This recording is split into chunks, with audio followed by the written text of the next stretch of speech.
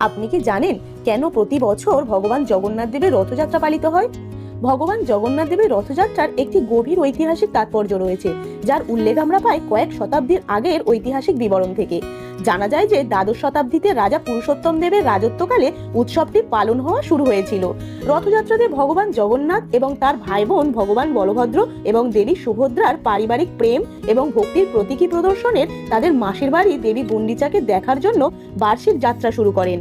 পৌরাণিক কাহিনী অনুসারে ভগবান জগন্নাথ হলেন ভগবান কৃষ্ণের অবতার এবং দেবতাদের ঐশ্বরিক রূপগুলির বিভিন্ন দেবত্বের সংমিশ্রণে প্রতিনিধিত্ব করে। কিংবদন্তি বর্ণনা করে যে কিভাবে জগন্নাথ এবং তার ভাই বোনরা হিন্দু পুরাণের কেন্দ্রীয় ব্যক্তিত্ব শ্রীকৃষ্ণের ঐশ্বরিক বিনোদন এবং মহাভারতের যুগে তার রথযাত্রার ঐতিহ্যকে প্রভাবিত করেছিল বলেই মনে করা হয়। উৎসবটি তার ভক্তদের প্রতি ভগবান শ্রীকৃষ্ণের ভালোবাসা এবং তাদের জীবনের চিরন্তন উপস্থিতিরই প্রতীক। ভিডিওটি ভালো লাগলে লাইক করুন, চ্যানেলটিকে সাবস্ক্রাইব করে